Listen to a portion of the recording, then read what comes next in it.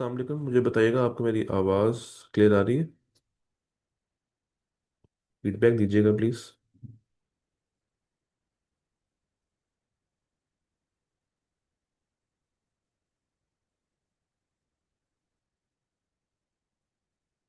ठीक है।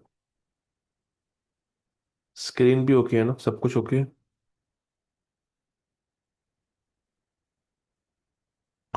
ग्रेट। अच्छा जी, एक सवाल है। हम लोगों ने आज दो सवाल अटेम्प्ट करने हैं। तीन एक्चुअली। एक स्प्रिंग 26 के पेपर का है और दो सवाल हम लोगों ने अटेम्प्ट करने हैं इसके मॉडल पेपर में से। तो आप एक दफ़ा इस सवाल को पहले रीड करें, then we will discuss on it इंशाल्लाह। ठीक है। ये रिसेंट, बिल्कुल रिसेंट पेपर का सवाल है। अगर मैं इसकी रिक्वायरमेंट आपके सामने हल्की सी डिस्कस करूं पहले, तो रिक्वायरमेंट ये कहती है कि ये सवाल बिग डाटा का है। आपने दो काम करने हैं। You have to identify and you have to briefly explain. तो पहले आप आइडेंटिफाई करेंगे, फिर आप ब्रीफली एक्सप्लेन करेंगे बिग डाटा से रिलेटेड चैलेंजेस जो कि ये कंपनी टी ए नामी कंपनी फेस कर रही है। और तीसरी चीज जो आप बताएंगे, that is the suitable solution, कि आप हर चैलेंज को एड्रेस कैसे करेंगे। ठीक है। तो सवाल की रिक्वायरमेंट को बहुत गौर से पढ़ना होता है कि सवाल एक्चुअली आपसे क्या कहना चाह रहा है। अगर आप उसकी रिक्वायरमेंट को सही से अंडरस्टैंड नहीं करेंगे तो आप उसका सोल्यूशन भी कभी भी सही से नहीं निकाल पाएंगे। एक दफा ऊपर के दोनों पैराग्राफ्स को रीड कर लें, then we will discuss on it.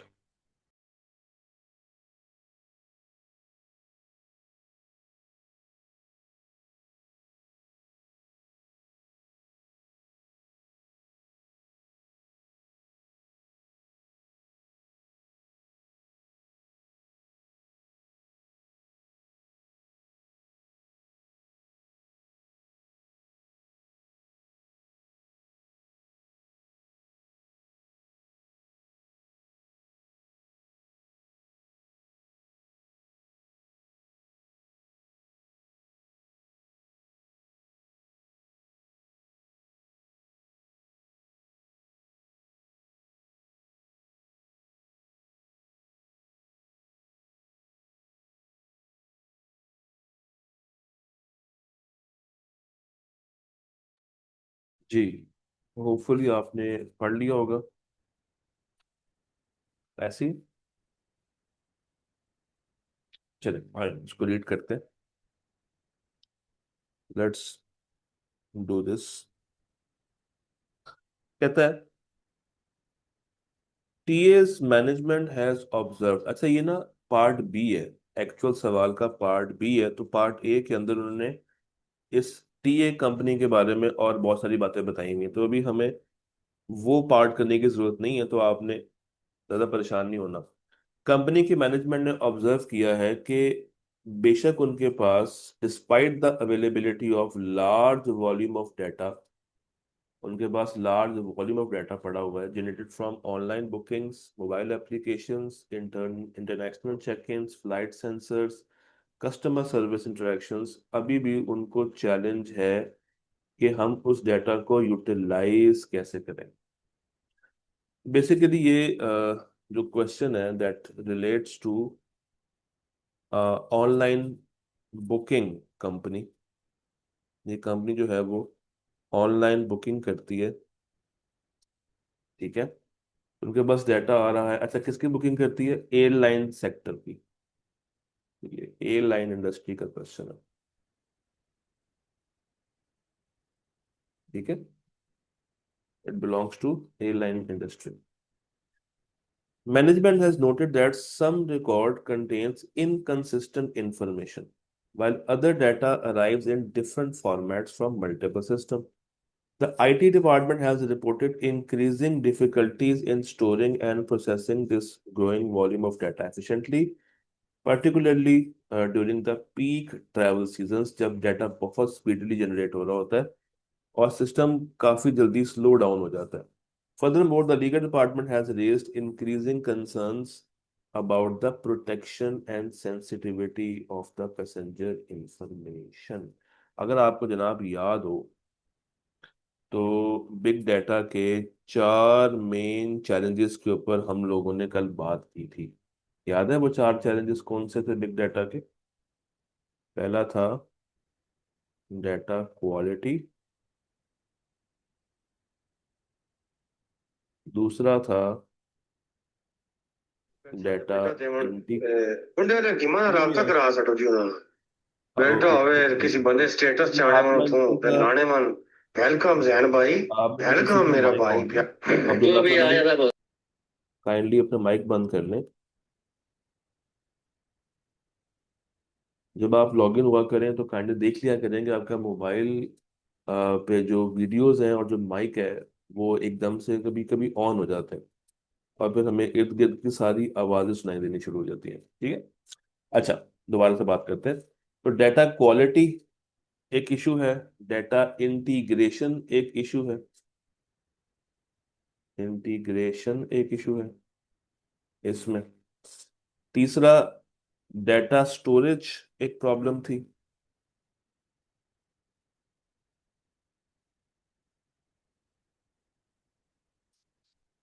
और चौथा उसकी प्राइवेसी एंड सिक्योरिटी। तो अगर आप सवाल पढ़ें गौर से तो आपको ये सारे इश्यूज एक एक करके नजर आएंगे सवाल में। अच्छा, डाटा क्वालिटी जो है ये आती है बिकॉज ऑफ वरासिटी। जो डाटा क्वालिटी है ये आती है बिकॉज ऑफ वरासिटी। जो इंटीग्रेशन है ये आती है because of variety of information. Storage आती है बिकॉज ऑफ वॉल्यूम। और जो प्राइवेसी है ये जनरल है। ये कल वाली बातें याद है ना सबको? ये चारों पॉइंट सबको क्लियर है? मुझे बताइएगा सबसे पहले कि अगर आपकी चारों पॉइंट्स ही क्लियर नहीं है तो फिर हम कहानी को आगे लेके नहीं जा सकते। अच्छा, तो उसने कहा था, अगर आप रिक्वायरमेंट पर गौर करें तो उसने आपसे कहा था कि आइडेंटिफाई, आइडेंटिफाई। तो ये जो मैंने अभी चार बातें लिखी है ना, ये मैंने उसका आइडेंटिफाई वाला काम किया। ये मैंने अभी क्या किया है, इसको सिर्फ आइडेंटिफाई किया है कि बिग डाटा में ये चार मसले होते हैं। अब आगे वो कह रहा है कि ब्रीफली एक्सप्लेन करें। तो जनाब अगर मैं उसको ब्रीफली एक्सप्लेन करने के लिए जाऊं तो मैं अब हर पॉइंट को अलग अलग तरीके से एक्सप्लेन करूंगा। पहले मैं क्वालिटी की बात करूंगा, फिर मैं इंटीग्रेशन की बात करूंगा, फिर मैं स्टोरेज की बात करूंगा, फिर मैं प्राइवेसी की बात करूंगा। और जब मैं एक्सप्लेन कर चुका हूंगा तो बिल्कुल उसी के नीचे I would be writing the recommended solution। तो जो उसने तीसरी चीज मांगी है वो था recommended solution, वो भी लिख दूंगा। डाटा क्वालिटी में जो प्रॉब्लम आ रही है उसको ये कैसे ओवरकम कर सकते हैं, इंटीग्रेशन को कैसे ओवरकम कर सकते हैं, स्टोरेज को कैसे ओवरकम कर सकते हैं, प्राइवेसी को कैसे ओवरकम कर सकते हैं। This is how you will be drafting it. ठीक है। तो आपने एक एक पॉइंट को तसल्ली से डिस्कस करना है। पहले आपने उसको उसका नाम लिख दिया। नाम लिखने से आपको मिल गए होंगे कोई आधा नंबर। एक्सप्लेन करेंगे तो आपको मिल जाएगा तकरीबन कोई एक नंबर। सोल्यूशन बता देंगे आपको मिल जाएगा मजीद आधा नंबर। क्योंकि सवाल के नंबर कितने हैं? छः। और बातें कितनी हैं? चार। तो आई गेस 1.5 नंबर पर पॉइंट होना चाहिए। तो इसको भी मैं 0.5 ही कर देता हूँ ताकि जरा सिमेट्री आ जाए। उसको भी 0.5 कर देता हूँ। तो 1.5 नंबर इसका, 1.5 नंबर इसका, 1.5 नंबर इसका और 1.5 नंबर इसका। ठीक है जी। अच्छा, अब आए जरा एक एक करके डिस्कस करते हैं। पहला है डाटा क्वालिटी। पहला है, इसमें जो प्रॉब्लम आ रही है that is data quality. Data quality. हाँ जी। अब मुझे जरा ढूंढ के बताइए सवाल में क्वालिटी के ऊपर वो कहाँ पे आपसे बात कर रहा है। किस लाइन में कौन सी बात वो क्वालिटी रिलेटेड कर रहा है? एनीवन प्लीज देखें जरा। क्वालिटी, वेरासिटी कहाँ कहाँ पे फॉल कर रही है?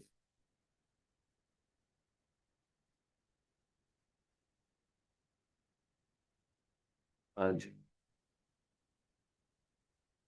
Exactly, inconsistent information. जब वो कहता है ना कि मेरे पास जो इंफॉर्मेशन आ रही है that is inconsistent, that is inconsistent information, ये जो इनकंसिस्टेंट इंफॉर्मेशन है ये बेसिकली डाटा क्वालिटी को हिट कर रही है। अब चीज तो आपको मिल गई, पॉइंट आपको मिल गया, ठीक है। अब इसको लिखें कैसे? इसको लिखें कैसे? आप ये लिखेंगे, आप ये लिखेंगे कि company, company has inconsistent information, या company has inconsistent records, company has inconsistent records जो कि अक्रॉस मैनी सिस्टम्स जनरेट हो रहे हैं। अक्रॉस मैनी सिस्टम्स क्या हो रहे हैं? जनरेट हो रहे हैं। ये लिखा हुआ ना, generated from online booking, mobile application, international check in, flight sensors. तो ये डिफरेंट सिस्टम्स हैं, इसका अलग सिस्टम होगा, इसका अलग सिस्टम होगा, ये इसका सेपरेट सिस्टम होगा, सेपरेट सिस्टम होगा, सेपरेट सिस्टम होगा। तो जनरेटेड अक्रॉस मल्टीपल सिस्टम्स, जिसकी वजह से इंफॉर्मेशन हमारे पास इनकंसिस्टेंट है, अनअवेलेबल है, सॉरी अनरिलायबल है। आप यूँ लिखेंगे, आप यूँ लिख सकते हैं कि TA has inconsistent records across systems leading to unreliable information। ठीक, ये पॉइंट आ गया, ये पॉइंट आया, ये भी मैंने एक्सप्लेन नहीं किया, ये पॉइंट आया, ठीक है। इसके आपको हाफ नंबर। देन अब मैं इसको क्या करूंगा, इसको मैं एक्सप्लेन करूंगा, तो मैंने एक्सप्लेनेशन की हेडिंग डाल दी, मैंने हेडिंग डाल दी है किसकी? एक्सप्लेनेशन की हेडिंग डाल दी। अब यहां पे मैं क्या, अब इसको मैं एक्सप्लेन कैसे करूं? अब मैं बताऊंगा कि डेटा क्वालिटी में मेन मसला क्या होता है? वेरासिटी का। डेटा क्वालिटी में मेन मसला क्या होता है? वेरासिटी का। तो अब बेसिकली मैं यहाँ पे इस पॉइंट के तवसुत से वेरासिटी को एक्सप्लेन करना शुरू करूंगा कि ये मसला क्यों आ रहा है। तो मैं लिखूंगा, मैं लिखूंगा as per, as per big data features, veracity refers to accuracy, accuracy and reliability, reliability of data। जब डेटा इनकंसिस्टेंट होगा, जब डेटा इनकंसिस्टेंट होगा, इनकंसिस्टेंट डेटा विल रिड्यूस, कम कर देगा, क्या कम कर देगा? डिसीजन मेकिंग क्वालिटी, या decision making feature. therefore therefore therefore TA with this data will always be in a difficulty to make, वही वर्ड है, actionable insights, actionable insights and do proper planning, and do proper planning। Explain कर दिया। अच्छा, explain कर दिया। अब तीसरी चीज जो उसने मांगी है, that was the solution. That was the solution. अब किताब वाली बात, कि डेटा क्वालिटी को हम कैसे ठीक करते हैं, मुझे आप लोग जरा काइंडली बताइएगा। इसका सॉल्यूशन क्या बनना चाहिए, बताएं जरा। What will be the solution? Quality के लिए हम दो काम करते थे, बताएं जरा। Data validation and cleansing. अब ये दो लफ्ज लिखने के नंबर है। देयर फोर, अब देखें, देयर फोर टी ए, देखिए मैं बात वही करूंगा मगर कंपनी के एंगल से करूंगा। Therefore T A should implement data validation, data validation and data cleaning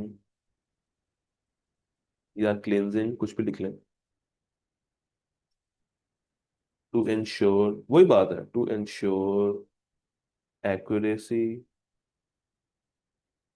to ensure accuracy and consistency of records। देख, ये एक पॉइंट अभी खत्म हुआ।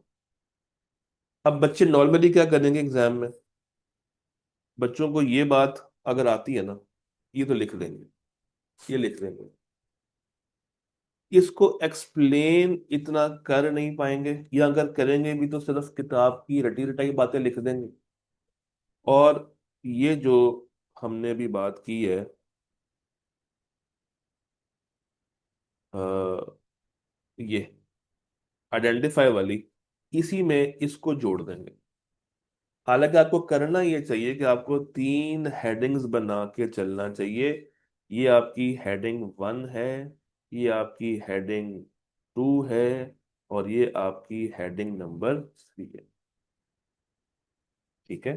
और अभी मैंने एक फीचर के ऊपर बात की है। Are you getting my point? What I am या what I can expect from you. इस तरीके से आपने अपने जवाब को लिखना होता है। अदरवाइज इंफॉर्मेशन तो हर बच्चे के जहन में है, बातें सबको आती हैं, मगर उसको प्रेजेंट करना, उसको कागज पे लेके आना, दैट इज एन आर्ट। ठीक है। अच्छा, अब इसका सेकंड जो है उसको करते हैं। दूसरा क्या था? Data integration. कोई भी आप कर सकते हैं, दूसरा है data integration. Data integration. Sir data integration में मसला कौन सा होता है? वैरायटी का। अब मुझे ढूंढ के बताइए पहले कि ये डेटा इंटीग्रेशन की बात कहाँ पे हो रही है,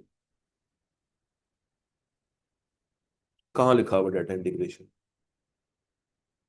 किस पॉइंट में है? यहाँ पे एक वर्ड लिखा होगा, different formats. Yes, different formats.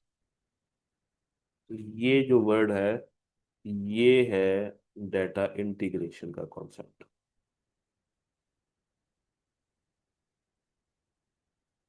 तो चलते हैं फिर उसको डिस्कस करते हैं। Data integration, data integration, data is, देखिए मैं वही अल्फाज यूज करूंगा जो सवाल में दिए हैं। Data is coming from multiple systems, data is coming from multiple systems in different format। और आगे लिख दें, ऐप से आ रहा है, बुकिंग सेंसर से आ रहा है, बुकिंग से आ रहा है, सेंसर से आ रहा है, एटसेट्रा। लिख दिया। अच्छा, उसके बाद आपने हेडिंग खोलनी है किसकी, किस पॉइंट को एक्सप्लेन करने की, एक्सप्लेनेशन की आपने हेडिंग खोल ली हेडिंग। अब आपने इसी चीज को एक्सप्लेन करना है।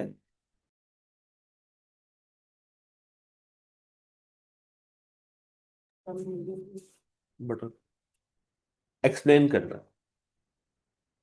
अब एक्सप्लेन किसको करना है आपने? वैरायटी को। और वैरायटी में एक्सप्लेन करने वाला क्या है? ये डेटा, डेटा या I should say big data includes structured data, unstructured data, and semi structured data, making integration difficult। बस, जिसकी वजह से इंटीग्रेशन क्या हो जाती है? डिफिकल्ट हो जाती है। इतनी बात कर दी। अब तीसरी चीज जो आपने यहाँ पे मेंशन करनी है, that should be the solution. That should be the solution. नई हेडिंग खोल की सॉल्यूशन की। अच्छा, अब इसमें हमारे पास लिखना है कि टी, अच्छा देखिए, अल्फाज भी आप वही उठा के रीयूज कर सकते हैं। जैसे मैंने लिखा ना, therefore T A should implement, तो आप यही अल्फाज दोबारा से पकड़ लें। क्यों? यही अल्फाज दोबारा से पकड़ लें। T A should implement data integration tools, middleware system to combine data into a unified platform. मुझे एक सवाल का जवाब दें। क्या आपको सोचना पड़ रहा है कि मैं इसमें ज्यादा सोच के लिखूं, या आप किताब की रटी रटाई बातें लिख रहे हैं मगर कंपनी के एंगल से, कंपनी के पर्सपेक्टिव से?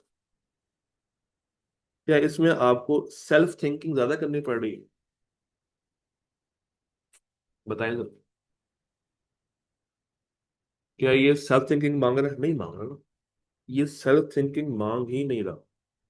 इसका मतलब ये है कि ये एक टाइप टू क्वेश्चन है। ये टाइप टू सवाल है बेसिकली।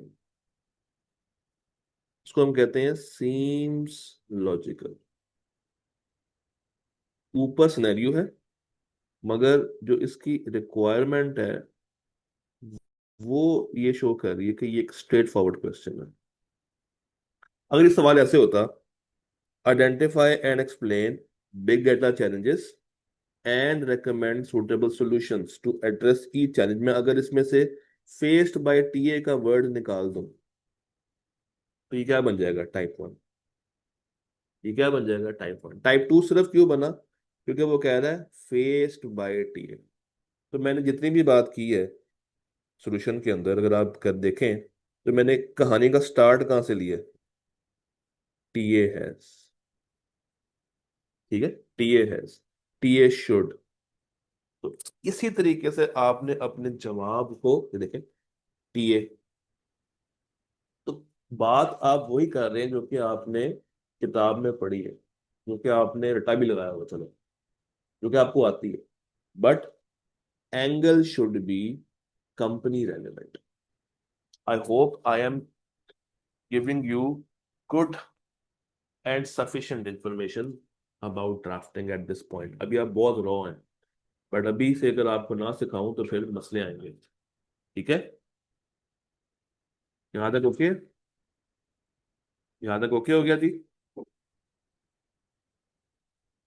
अच्छा, तीसरे पॉइंट पे चलते हैं। तीसरा पॉइंट था मेरे पास, जनाब, तीसरा पॉइंट था मेरे पास डेटा स्टोरेज। तीसरा पॉइंट है डेटा स्टोरेज एंड प्रोसेसिंग। मुझे बताइए, स्टोरेज एंड प्रोसेसिंग किन वजह से मुश्किल है? कौन सा बी इसमें हिट होता है?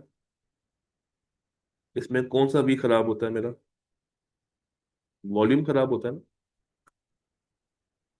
ये वॉल्यूम का मसला है। ये वॉल्यूम का इशू है।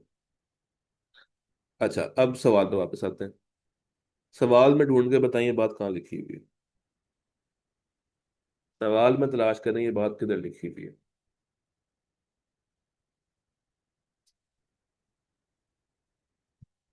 ढूंढे, तलाश करें ये बात सवाल में किधर है।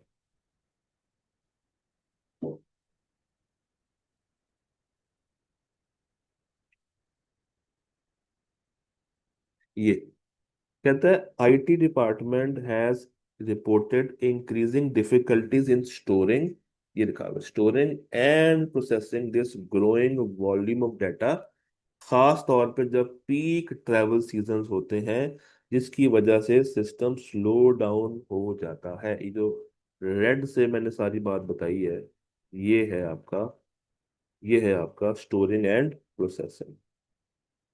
Storing and processing. एक चीज आपने गौर की है, सवाल में ही आपका जवाब भी छुपा है। इस बात को मानते हैं कि सवाल के अंदर ही आपका रेलेवेंट आंसर ही छुपा है। कोई एक्स्ट्रा बात तो नहीं ना हम लोग कर रहे हैं अभी तक।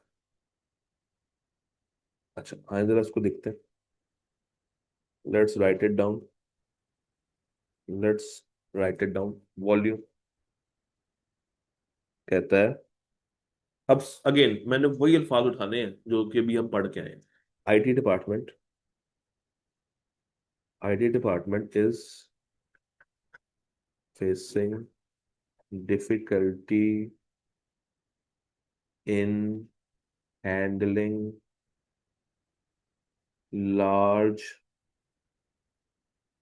large data volume, वही सेम वही वर्डिंग, especially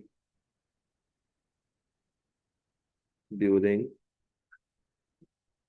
peak seasons। देख लिया। अब हेडिंग खुलेगी एक्सप्लेनेशन की। अब हेडिंग खुल गई किसकी? एक्सप्लेनेशन। अब एक्सप्लेन करते हैं। अच्छा, अब एक्सप्लेन मैं किसको करूंगा? वॉल्यूम को। मैं लिखूंगा big data involves, big data involves massive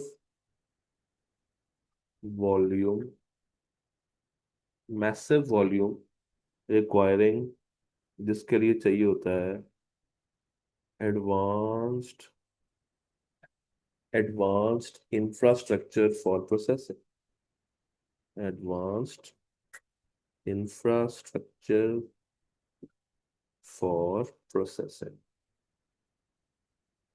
for processing लिख दिया। अब मैंने बताना है इसका सॉल्यूशन। अब मैंने क्या बताना है इसका सॉल्यूशन। तो सर, हम लोगों ने कल तीन बातें पढ़ी थी, याद है? हडूप, अपाचे हडूप, याद है?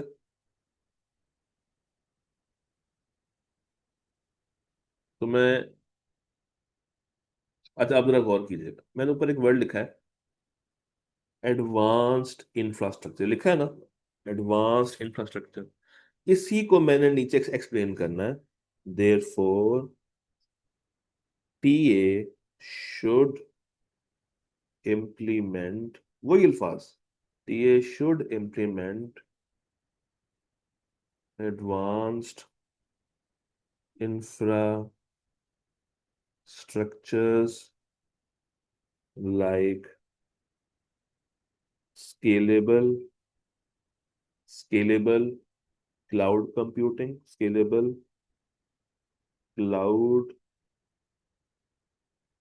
computing and systems like Apache, Hadoop, and Spark for scalable storage, scalable storage and fast processing। बात समझ आ रही है आपको? And fast processor. Getting my point? जी, गेटिंग माई पॉइंट।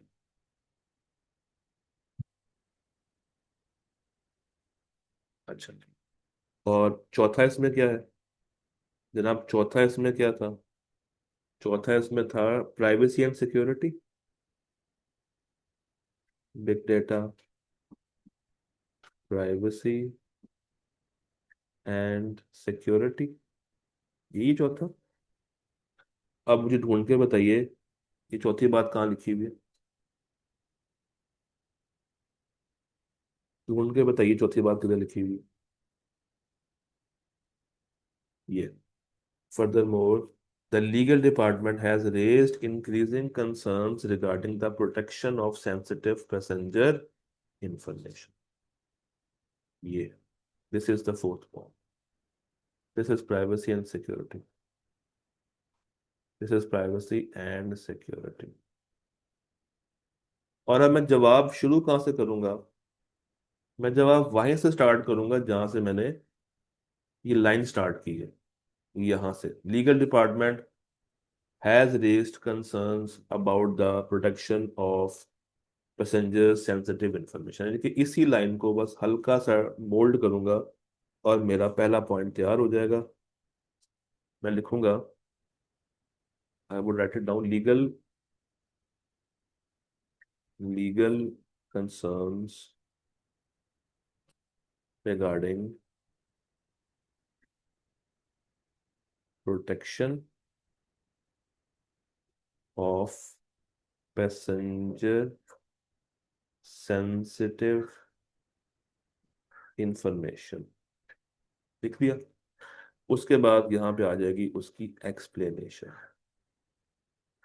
हेडिंग खुल जाएगी, बिग डाटा इंक्रीजेस। अच्छा, अब यहाँ पे बताऊंगा कि जनाब बिग डाटा इंक्रीज या increases the risk of data breach and regulatory non compliances and regulatory non compliances, लिख दिया। अब मैंने बताना है इसका सोल्यूशन। अब मैंने बताना है इसका solution.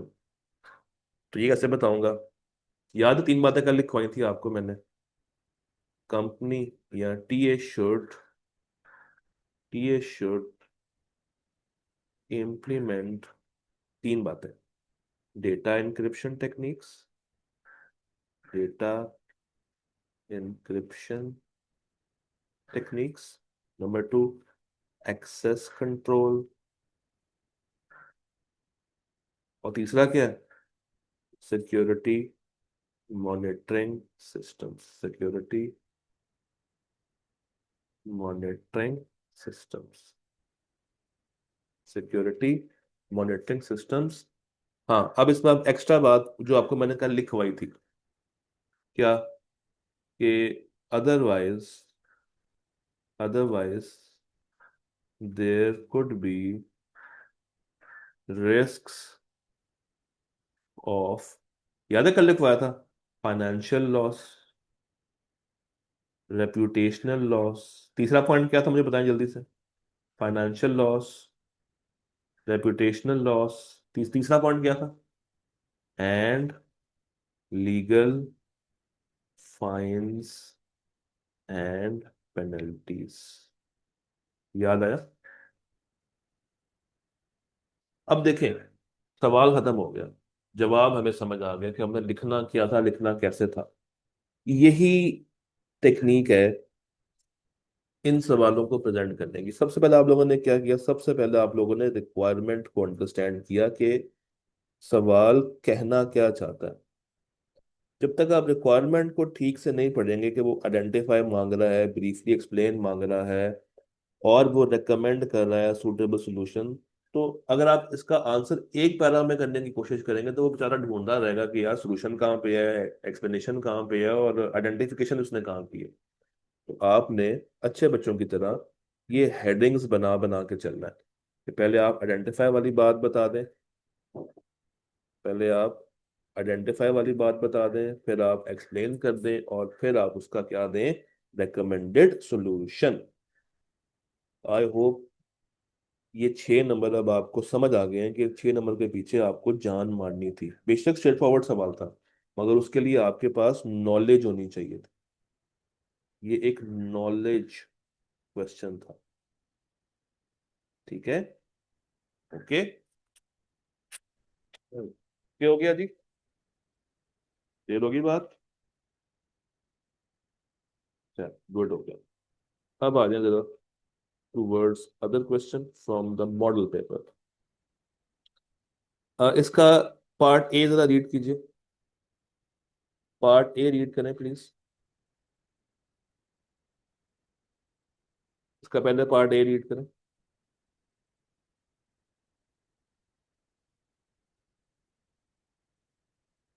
Identify and briefly explain. 3 V's। 5 नहीं पूछा, कितने मांग रहे हैं? 3 that are clearly demonstrated in the above situation। रुक जाए। कहता है ऊपर मैंने 1 2 3 4 पैराग्राफ्स में 3 V's का जिक्र बड़ा ही क्लियरली किया। तो आपने 5 के 5 रट्टे वाली बातें नहीं करनी, ऊपर जाके पहले ढूंढें कि 3 V's कौन से हैं, उसको एक्सप्लेन करें। For each V identified, explain its implication for company's operations। Identify पहले जाके ढूंढें, ब्रीफली एक्सप्लेन करें तीनों वीज को जो कि ऊपर आपको मिलते हैं, और जो भी आप वी आइडेंटिफाई करेंगे, तीसरी चीज आपने उसकी इम्प्लीकेशन बतानी है, आपने उसका एडवांटेज बताना है। वो जो हेल्प क्रिएट कर रहा है कंपनी के लिए, कंपनी की ऑपरेशंस के लिए, यानी कि वो कंपनी को कैसे मदद दे रहा है, वो बात आपने बतानी है 9 नंबर के लिए। इसका मतलब है कि हर वी के कितने नंबर होंगे? 3। और ये 3 नंबर में 1 नंबर किसका होगा? आइडेंटिफिकेशन का। ये हाफ नंबर किसका होगा? आइडेंटिफिकेशन का। एक्सप्लेन करने का 1 नंबर 1.5 नंबर होगा, और उसकी इंपॉर्टेंस बताने का 1 1.5 नंबर होगा। तो ये एग्जामिनर पे डिपेंड करता है कि वो कैसे इस चीज को ओवरकम करता है। आपने ये करना है कि मुझे ये पूरा सवाल पढ़ के बताइए कि 3 V's कौन से आपने आइडेंटिफाई किए, जल्दी से। पूरा सवाल पढ़ के मुझे तीनों V's के बारे में बताइए जो आपने आइडेंटिफाई किए।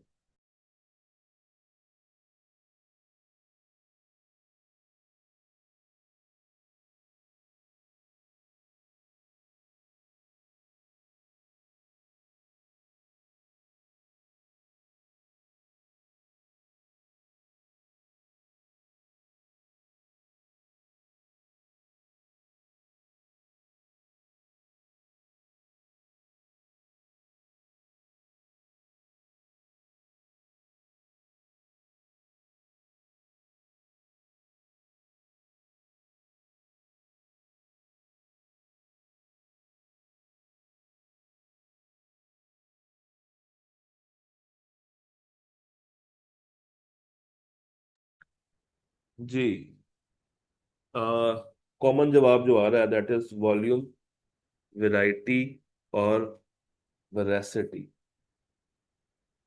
वॉल्यूम, वैरायटी और वेरासिटी, बट मुझे लगता है कि वेरासिटी नहीं है, कुछ और है।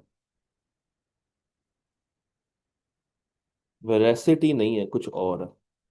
वॉल्यूम तो है, वैरायटी भी है, तीसरी चीज आपने गलत पकड़ी है। दोबारा देखें, दोबारा देखें, तीसरी चीज आपने गलत पकड़ ली है। वॉल्यूम भी मैं मानता हूँ, वैरायटी भी मैं मानता हूँ, तीसरी चीज गलत पकड़ ली आप लोगों ने।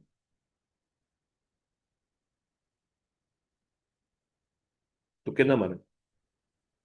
वेलोसिटी है। तो इसमें 3 चीजें आ रही हैं, वो वॉल्यूम, वैरायटी और वेलोसिटी है। वेलोसिटी। आइए देखते हैं कैसे। कहता है कंपनी एक ऑनलाइन रिटेल जायंट है। अच्छा, ये सवाल कहाँ आया था? मॉडल पेपर में। Has experienced unprecedented growth in recent years, यानी कि काफी ज्यादा, इतनी ग्रोथ आज तक जिंदगी में कभी नहीं हुई, एकदम से इन्होंने शूट किया।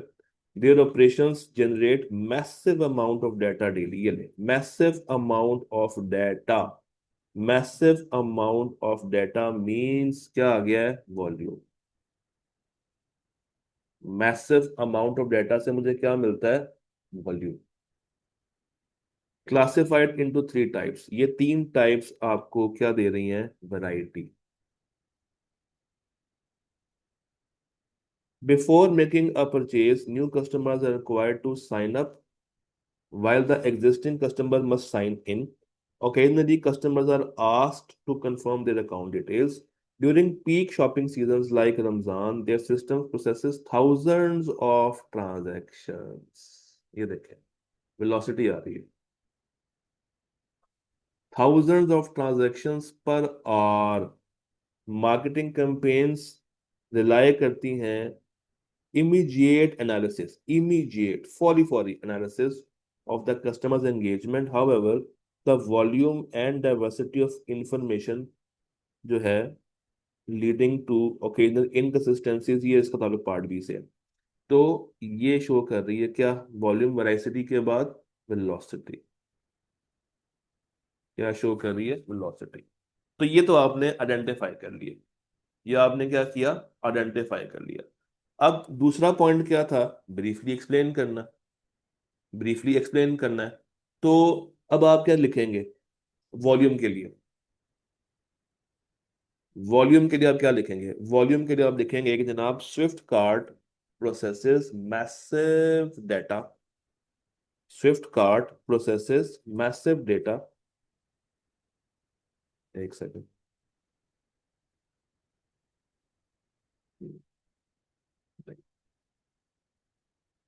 आप लिख सकते हैं, एक सेकंड, ये चले जबानी करते हैं। Swift cart processes massive data. अच्छा, डेटा जो आ रहा है वो ट्रांजैक्शन से भी आ रहा है, कस्टमर के रिव्यूज से भी आ रहा है, और ये जो क्लिक स्ट्रीम हो रही है, ठीक है, परचेजेस, ये ये क्या दे रहे हैं? उसको वॉल्यूम दे रहे हैं। अच्छा, फिर वैरायटी। वैरायटी में हम क्या बताएंगे? स्ट्रक्चर्ड डाटा है, अनस्ट्रक्चर्ड डाटा है, और सेमी स्ट्रक्चर्ड डाटा है।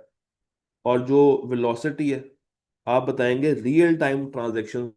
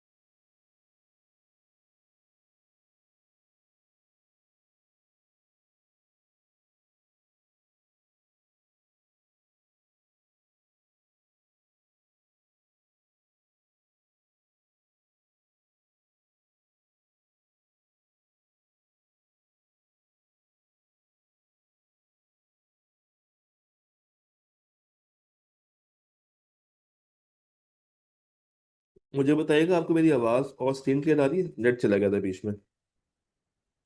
बताइएगा, आपको आवाज और स्क्रीन क्लियर है?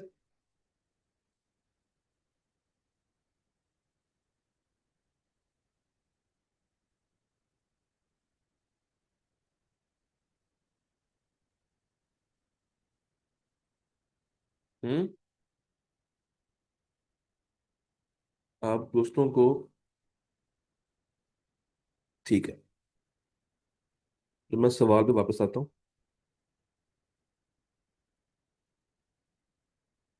सवाल हम लोग कर रहे थे ये, दिस वन। अच्छा जी, तो आप लोगों ने मुझे बताना था इम्प्लीकेशन, कि वॉल्यूम, वॉल्यूम की क्या इम्प्लीकेशंस है। अच्छा, इम्प्लीकेशन याद रखिएगा। इम्प्लीकेशन का हमेशा मतलब वो नहीं होता कि हेल्प करना। Implication can be in positive and it can be negative terms. Implication can be, उसको मैं थोड़ा सा चेंज कर देता हूँ, implication can be positive and negative. यानी कि उसका क्या असर पड़ रहा है। आप मुझे बताइए, जितना ज्यादा वॉल्यूम होगा, जितना ज्यादा वॉल्यूम होगा, तो क्या इस ज्यादा वॉल्यूम से एक नेगेटिविटी ये नहीं आएगी कि इनका सिस्टम स्लो डाउन हो सकता है? अभी हम लोग पिछले सवाल में देख के आए हैं, सवाल में था ना कि सिस्टम स्लो डाउन हो जाएगा, सिस्टम स्लो डाउन हो जाएगा ड्यूरिंग पीक सीजन्स। याद है? अच्छा, सेकंड मुझे ये बताइए कि जितना ज्यादा वॉल्यूम होगा, उतना ही उनको स्टोरेज और प्रोसेसिंग में मसला आएगा। जितना ज्यादा वॉल्यूम होगा, जितना ज्यादा वॉल्यूम होगा, इनको इनको हाई स्टोरेज एडवांस्ड डिवाइसेस खरीदनी पड़ेंगी। तो यही बातें आपने लिख देनी है, यही बातें आपने मेंशन करनी है कहाँ पे, यही बातें आपने मेंशन करनी है इनकी इम्प्लीकेशंस। अच्छा, वैरायटी। भाई वैरायटी आने से इनकी ऑपरेशंस पे क्या असर पड़ा है? वो खुद बताता है कि जब वैरायटी आई है तो जो वैरायटी की वजह से क्या ऐड हुई है, डाइवर्सिटी। जो डाइवर्सिटी आई है इस वैरायटी की वजह से, उसने डेटा इंटीग्रेशन में मसला खड़ा कर दिया। डेटा इंटीग्रेशन में मसला खड़ा किया। डेटा इंटीग्रेशन में मसला खड़ा किया। और तीसरा क्या है, वेलोसिटी। वेलोसिटी से क्या हो रही है, स्लो रिपोर्टिंग। क्या हो रही है, स्लो रिपोर्टिंग। अच्छा, जब स्लो रिपोर्टिंग होगी, स्पीड से डाटा आ रहा है, वो गलत है वो सही है, उसकी वजह से जो इनकंसिस्टेंसीज हैं, तो ये लीड करेंगी टूवर्ड्स पुअर डिसीजन मेकिंग। ये लीड करेंगी टूवर्ड्स पुअर डिसीजन मेकिंग। तो ये 9 नंबर के लिए आपने ये बातें करनी है, और कुछ नहीं करना। Part B. अब अगर आप इसका पार्ट बी गौर से देखें ना, तो आपको रीसेंट पेपर के सवाल वाली फील आएगी। पढ़े जरा इसका पार्ट बी। आई के आपने बहुत हद तक पहले पहले अटेम्प्ट के अंदर मॉडल पेपर को फॉलो करने की कोशिश की थी। जरा पार्ट बी पढ़े और मुझे बताइए क्या इसकी रिक्वायरमेंट तकरीबन वैसी नहीं है जैसे अभी हमने क्वेश्चन किया प्रॉपर।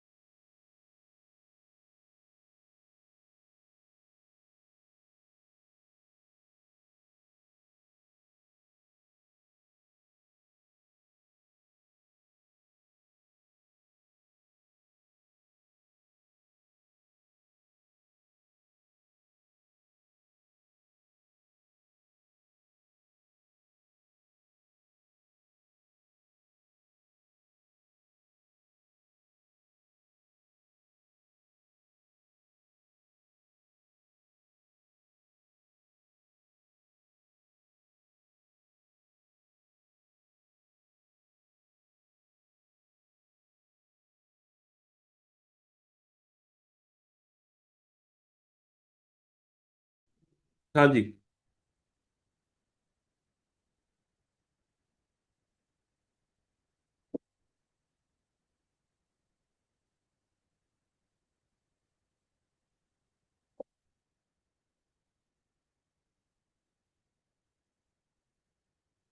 अब मेरा आपसे एक सवाल है, मुझे बताइएगा, जो चैलेंजेस थे, क्या उनका ताल्लुक बिग डाटा के 5 वी से था? अगर मैं आपके सामने रखूं यही डायग्राम, वेरासिटी, से क्या मुझे मसला है? क्वालिटी को लेके। वैरायटी से मुझे क्या मसला था? इंटीग्रेशन को लेके। वॉल्यूम से मुझे क्या मसला था? स्टोरेज को लेके। इस सवाल में इस मॉडल पेपर के अंदर इस मॉडल पेपर के अंदर इस मॉडल पेपर के अंदर जो 3 V's हमने आइडेंटिफाई किए हैं, वो कौन से किए हैं? Volume, variety, velocity. यही निकाले ना? यही निकाले हैं 3 V। अच्छा, वॉल्यूम से इशू क्या बनता है? वॉल्यूम से इशू क्या बनता है? स्टोरेज का, स्लो रिपोर्टिंग का। वैरायटी से इशू क्या बनता है? वैरायटी से इशू क्या बनता है? वैरायटी से इशू क्या बनता है? इनकंसिस्टेंसी का, इंटीग्रेशन का। यही है, यही है ना? वेलोसिटी से एज सच कोई इशू नहीं है। हाँ, बस वेलोसिटी ये है कि वो वॉल्यूम के साथ मिलके सिस्टम को स्लो डाउन कर देती है। तो यहाँ पे भी यही तो दो चैलेंजेस हैं जो कि company majority of the time face कर रही है। Majority of the time company क्या फेस कर रही है? ये तो मसले फेस कर रही है कि जो अगर मैं बात करूं वॉल्यूम की, तो वॉल्यूम ज्यादा है। इनके पास इतना सामान, इतना एडवांस इंफ्रास्ट्रक्चर अभी इस वक्त नहीं है। ठीक है, इंफ्रास्ट्रक्चर इतना नहीं है। देयरफॉर इनको क्या करना चाहिए? अब आपने बताना है, सजेस्ट करना है वन एमर्जिंग टेक्नोलॉजी। अब देखो उसने कह दिया वन, तो आप कोई भी एक बता दें। आप स्केलेबल क्लाउड बता दें, अपाचे हडूप बता दें, स्पार्क बता दें, कुछ भी बता दें। और दूसरी तरफ मुझे ऊपर बात कर रहा है आपसे इंटीग्रेशन वाली, तो वहां पे आप उसको बता दें कि डाटा क्लींजिंग है, डाटा इंटीग्रेशन टूल्स हैं, वो वाली बातें, ताकि डाटा को स्टैंडर्डाइज्ड किया जा सके, डाटा में से डुप्लीकेशन को खत्म किया जा सके, कस्टमर की प्रोफाइल्स को मजीद एक्यूरेट किया जा सके। Getting the point? बात समझ आ रही दोस्तों को? So this is how you will be writing it out. तो एक सवाल हम लोगों ने तसल्ली से किया, एक सवाल हम लोगों ने डिस्कस किया, मगर उसको भी प्रॉपर तरीके से जो है वो एनालाइज किया, बस लिखा नहीं है। लिखने की जिम्मेदारी अब आपकी है। लिख लेंगे ये सवाल का जवाब। इसका सोल्यूशन भी आपको ICAP की वेबसाइट से वैसे मिल जाएगा। तो आपने कोशिश करनी है कि ये 15 नंबर आप जरा एक दफा खुद से लिखें और लिख के मुझे भेजें। देन आई विल सी कि आप लोग कितने पानी में इस वक्त ट्रैवल कर रहे हैं। ओके, हो जाएगा ये काम।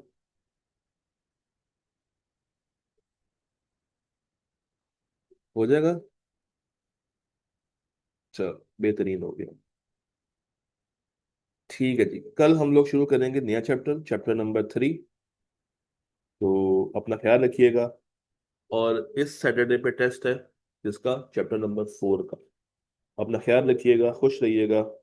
आपसे मुलाकात करेंगे इंशाल्लाह ताला कल। अल्लाह हाफिज।